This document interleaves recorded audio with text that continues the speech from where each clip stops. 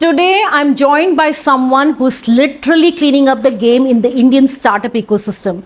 From the halls of Sairam Engineering College to the heart of a booming startup. A proud Chennai local and an engineer by training, she's transitioned beautifully, and her story is an aspirational one of an intern turning into a co founder. As a key force behind Dobiji, she's helping redefine India's oldest trades, one of laundry, using IoT, SaaS, and a rich tech stack. Whether she's pitching at the high stakes sets of Startup Singham or figuring out how to make high tech laundry accessible to every student in the country, she brings a unique blend of technical manpower and local heart. Hi everyone, please join me in welcoming Vidusha Manimaraj.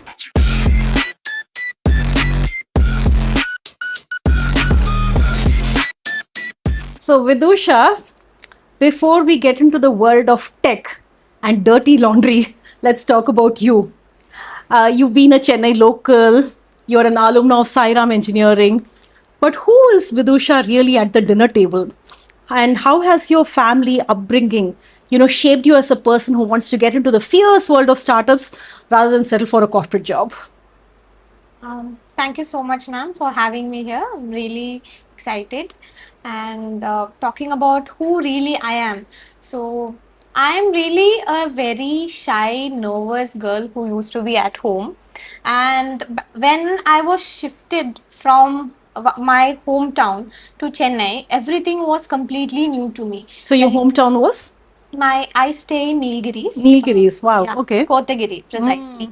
So I stay there. I did my 10th and 10th standard in Wayanad, and after I was in boarding school. So growing up, we never really got much time with my parents. So my parents were very much highly career oriented. They were working on really hard to give us a much better life. So my mom, dad were abroad for few years. Okay. And we were staying with my relatives, aunt and uncle. So growing up, I really felt that why for a child at that moment the most of the materialistic comfort did not matter. Okay. The only thing that mattered at that time was I just needed more time with my parents. And they have and due to some reasons, and I was really happy they came back to India. And after that we got very few time with parents, very little ample time with my parents. After that I had to shift again to the boarding school. And but still I was not in a completely new different city. It was where I was growing up, just few kilometers apart. Coming to Chennai was really a eye opener for me, because it was a new city which I was not very familiar. I really did not know to take any decisions by myself at that time. I was a very pampered kid at home. And even the smallest of the smallest decision was taken by my parents. Like as simple as what should I be wearing today. And coming to a city like this, I really had no big dreams while coming to the city. My only goal at that time was I have to be somewhere good in my life. I have to achieve something, make my parents proud. That's it. And I'll figure out everything on my way. And the really eye opener for me was when I stepped into the college. I saw so many people who were doing exceptionally well in all their aspects, whatever field they were in. Then I decided, okay, this is the right time. Now I'm not the kid anymore. I got responsibilities. My mom, dad have trusted me, sent to a new city. So after that I started analyzing what can I do in life. Before that I was really a very small kid who was not aware of the life. Then college, 2 years passed by. Then I joined. At that time I was looking for internships. Then one of my professor referred me to the OBG. Then I joined OBG.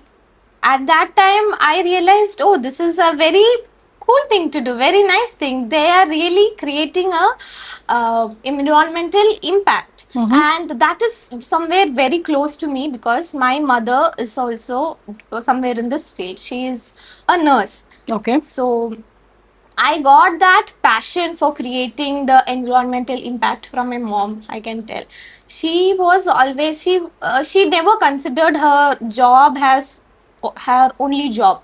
If any patient or anybody calls her at even at 12 o'clock in the night, she will be answering the call and she will be there for them. She never says it is my off time, I am not available. So I remember one time when we were about to leave to a trip or vacation somewhere. We really had to leave early morning, and at 12 o'clock she got a call and stating that some patient has got some issue. She did not think twice and she just went there and showed up for the patient.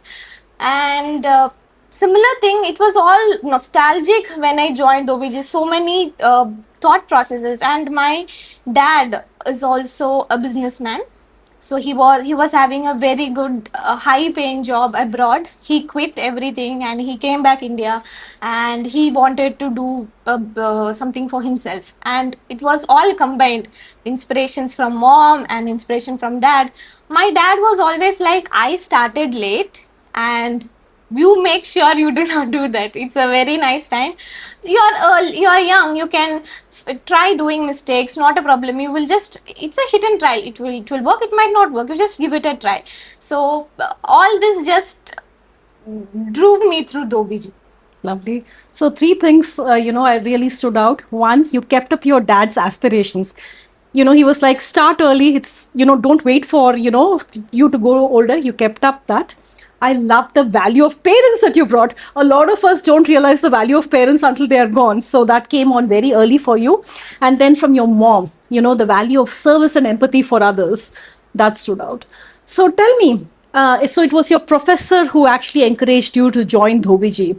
So what were those first 2 weeks like? What was the Dhobiji team like? You went as a intern, you turned into a co-founder, right? Yeah. So what was the transformation? What were the first 2 weeks like? What was the turning point? Okay, so first 2 weeks we were a bunch of few friends who went, and we just wanted to know how the tech in real world looks like. Before that, we were not having any prior experience. So this was our first place where we all of our friends were going. So all of us were excited. Then the perception which I was having in my brain that this will be in a particular way, that was completely changed. It was all about focusing and solving a problem. It was nothing more like I grew up thinking it would be like. It was the same for all of us. We thought it will be more fun. It's just nothing serious and all of those. But once I got the real world experience, I was like, oh my god, this is really great. Like, we are actually creating impact for any for someone who is not able to scale their business, or at least a small kind of support, which might be even something very small for us, might be very big for them. So it was really an eye opener for me. And also I really loved how we always from day one we were only focusing on solving the real world problems. So we started on doing that. We did a lot of hit and trial methods. Then few of my other friends ended up in MNCs, and we were really happy for them. But I, somewhere deep down the line, I never applied anywhere else. Okay. I have never applied, not even another internship to say. Okay. I just felt like it is a very nice place to be in, creating an environmental impact and also creating impact in the life of people, and also making a business out of it. Like, as I said, combining my mom's and my dad's takeaways, everything. It was a very nice place to be in. Later on, I just realized that to be in this place, you have to keep pushing your limits always. So there was always, when I joined, I was just an intern. I was very new. I just knew a little bit about tech.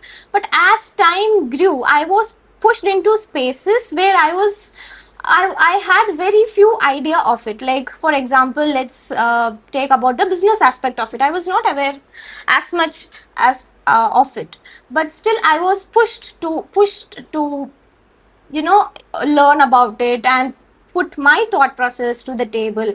And I really liked the way everyone in the office treated me. They, even though I was really young at that time, even though I was not having any prior experience at that time, they all felt that I could bring something unique to the table. And this is how everyone else is treated. So during the, like, if any of our employees are leaving, like, in the last day, we really asked this question, like, what do you think we can improve here? And in all the aspects, in the business aspect, in the HR aspect, in while when it comes to managing them, everything. So it was really great. And the transition from intern to co-founder, it just, I don't know when it happened. Because I kept It's an aspiration for so many, right? yeah, I never went there thinking that I should become the co-founder one day. My only goal was to create the impact everywhere, whatever I'm doing. So whatever task or whatever problems came to me, I just took the complete ownership about it. I never stayed away from any problems, and slowly and gradually it just happened. And everyone felt that I'm competent enough to be a co-founder. And also the major turning point was the Startup Singham. Yeah. We'll get to that. So I really like that, because you're saying the real changing aspect was you not just being an intern doing something that's assigned to you, but actually taking ownership of it. So that's a key differentiator, right? When you have a founder is someone who takes end-to-end ownership of things. Yes. So that's what, was the differentiating aspect in you that changed you from an intern, where your co-founders thought you were eligible, you were a very strong person, and you were irreplaceable. So very nice. So you mentioned about social impact so many times in our conversation. I'm sure a lot of them who are viewing are wondering what Dhobiji is. So tell us what Dhobiji is and what is the impact that you're creating. Okay, so we are a laundry tech company. So we create SaaS solutions for the end-to-end for the laundry sector. And we also have tied up with the Tamil Nadu government. And there is a scheme called Kalainar Kaivinai Thittam. Through that, we have trained approximately 130 plus traditional riverside washermen. Through our training programs, through our certifications, they were eligible. Since we were the training partner, they were eligible to apply for the loans, and their loans were sanctioned. And they have brought their first washing machines of their life at the age of 50, we can tell, and maybe even more than that. So they used to take all their customers' clothes and take it to the river, wash it by themselves, and come to take back the clothes and bring it and deliver it to the customer. And it was also creating a environmental impact in a negative way, like we were polluting the water bodies. So we have come up with this idea that why not empower everyone as a community. We never thought that we just want to be one of the biggest giant in this industry. We want everyone as an industry to grow together, so that it will be an impact in, like you can tell, 360 degree. Not just like the more we are growing, the more our community also will be growing. Lovely. Since you mentioned Startup Singham, now interestingly, this season 2, Startup Singham has raised more funds than any other television channel reality show. And how was the entire experience like coming into Startup Singham, and how did things change after that? How did people perceive you after that? Okay, so to be very honest, before Startup Singham, I have not really faced the public. And in fact, I have to tell, Startup Singham was my first pitch ever. Okay. That too, it was on a national television. And before that, I was just focused on scaling the team, focusing on what tech stack we should be using, what will be the most feasible thing to do, all of those, everything internal. I have never represented the brand anywhere outside. So when the Startup Singham came to us, we really wanted someone who will be understanding and can represent the OBG better, and they all felt it could be me, and I'm really happy for that. And it just happened. We were continuously working on. I was really, to be very honest, I was very nervous. I have not even faced any investor before that, and I was like thinking, how can I face the investor for the first time, that too on a national television? Even the tiniest of the mistake I do, it will impact our brand image. Like, so many things could go wrong. But what every one of all my seniors were just telling me, it's okay. Whatever you do is the right thing. There is nothing wrong you can do. So they really motivated me, and everyone were like, it's okay, no problem.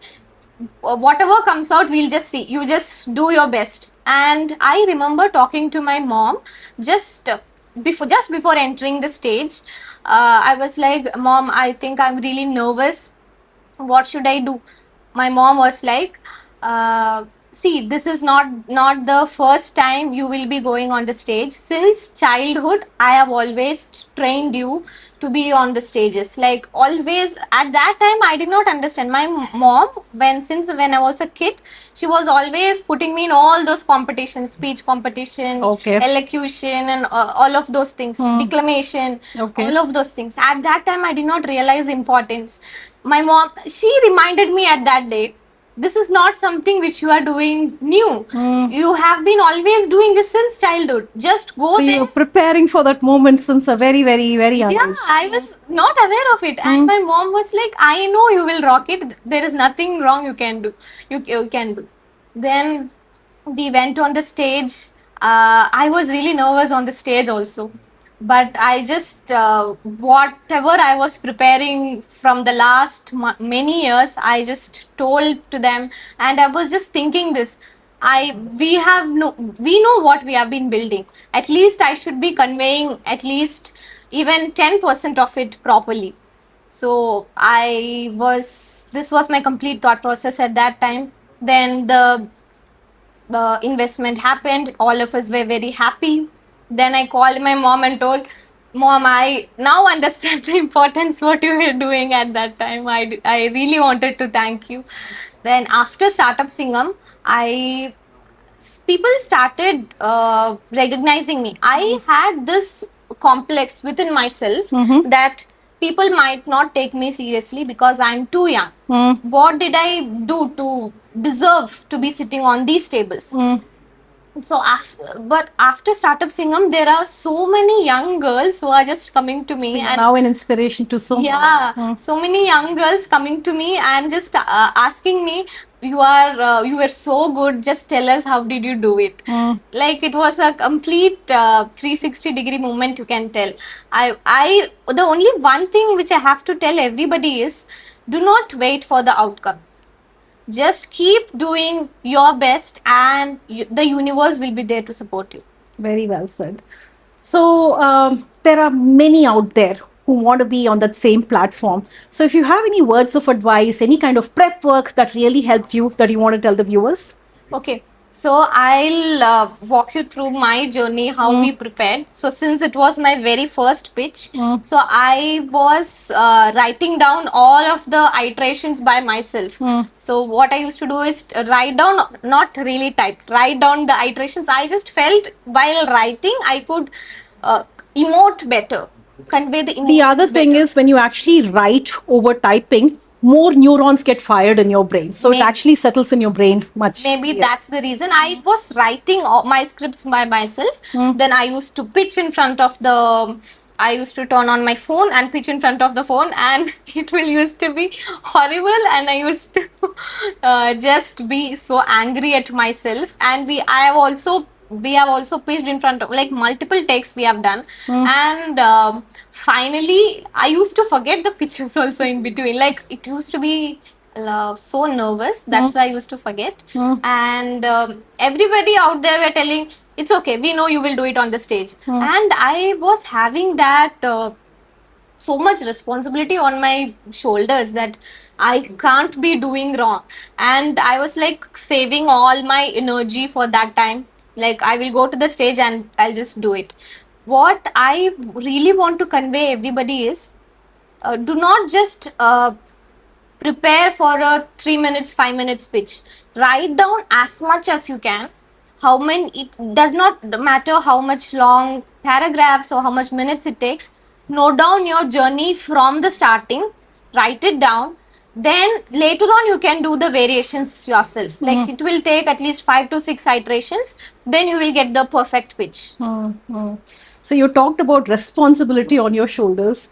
There are a lot of aspiring student founders. How did you manage that balance between being a student and being a founder? Because both are very, very, very demanding.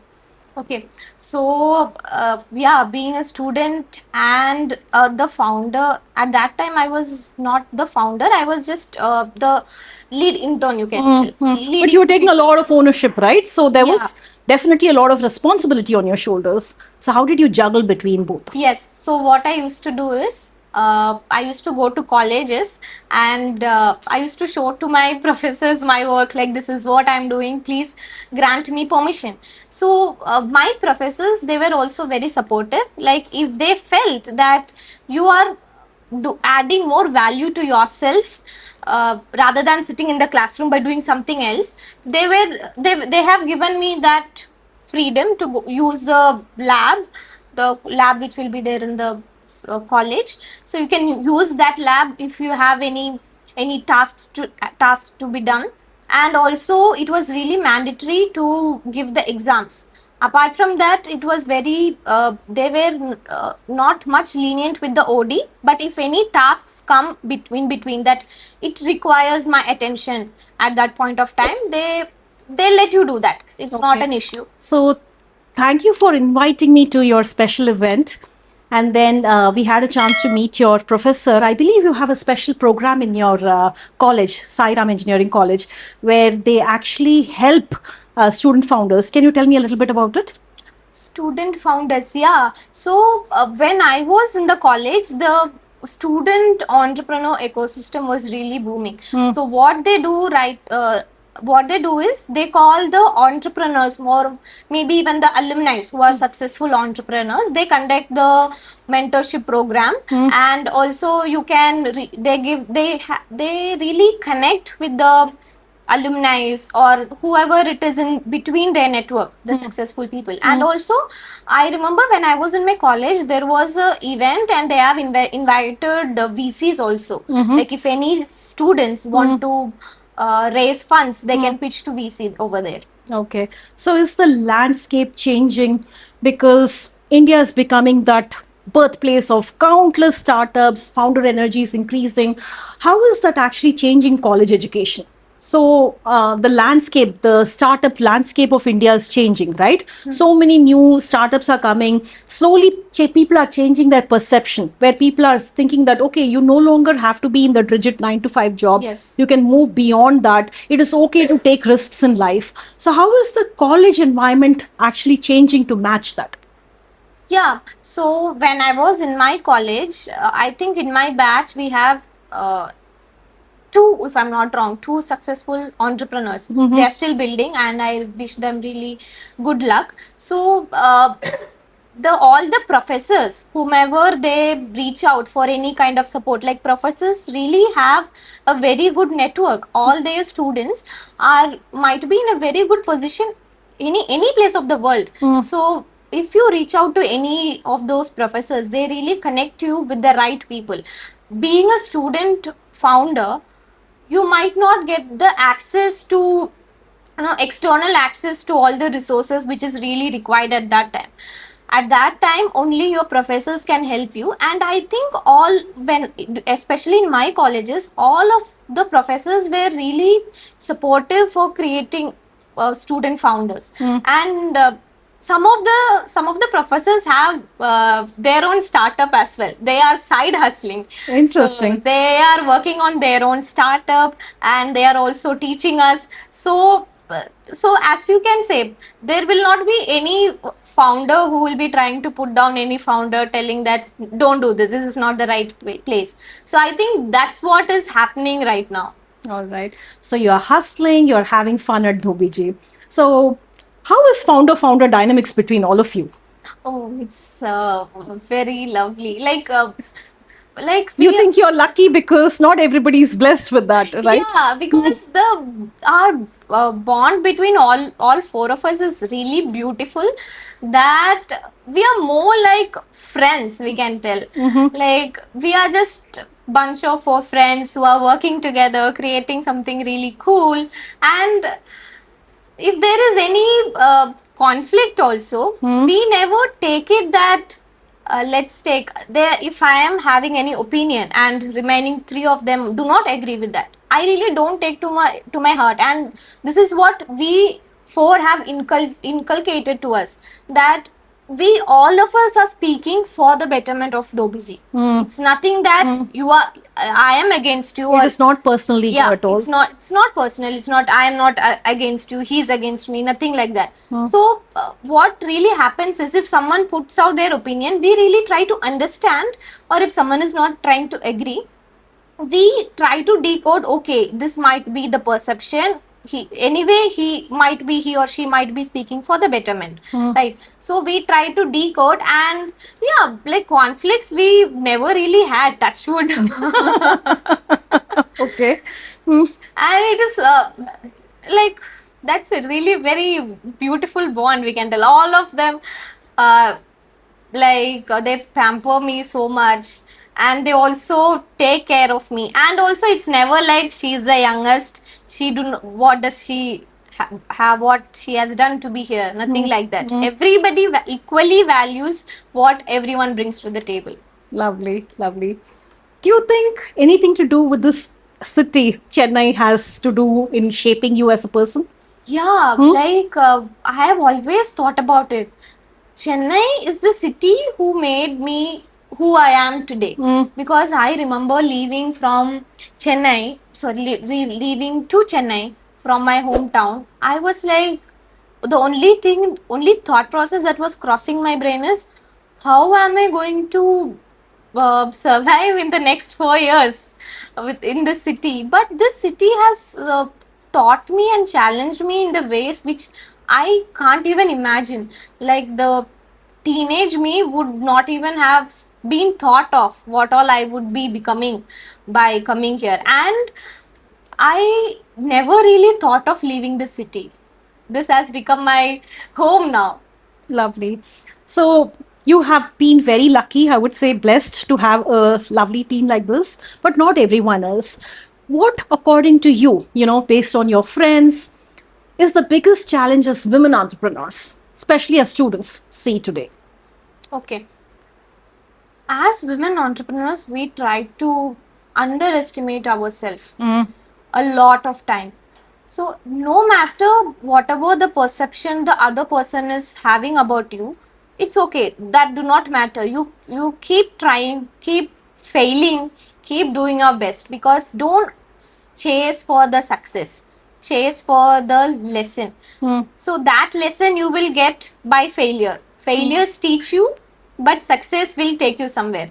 So no matter if you are trying, even if you fail, you get a lesson. If you succeed, yeah, it is what it is. Yeah, I think that's very said, very true, because more than chasing success, we fear failure, right? Which is what stops us in the first place. Yes. Okay.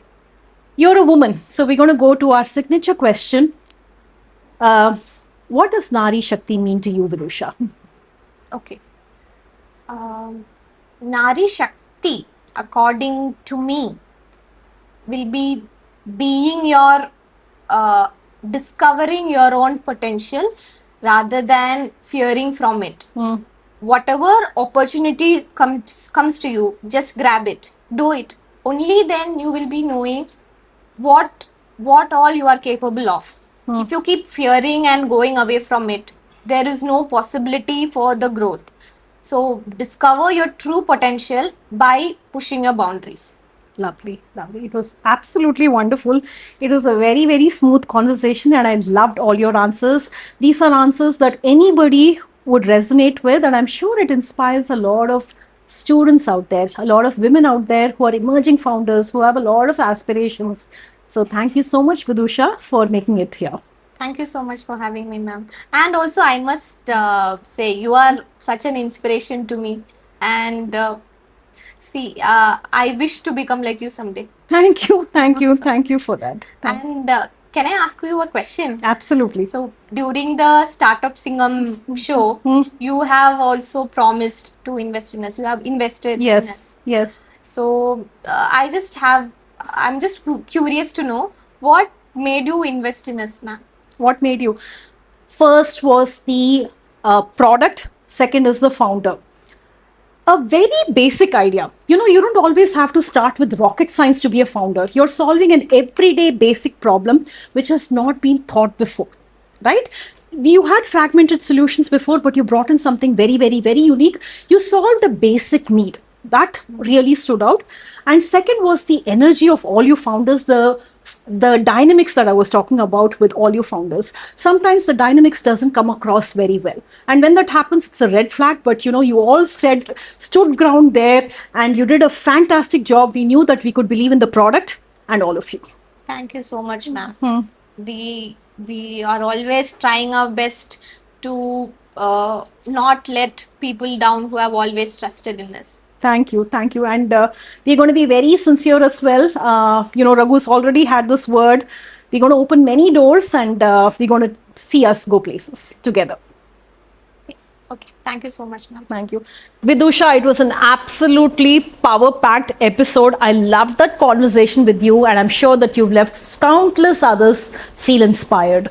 If you feel that this is something that needs to be heard by another woman, go share it. Tell us in your comments what you thought about it. Until next time, stay strong, stay bold, unleash the power in you. We'll be back next week with another Nari with her story.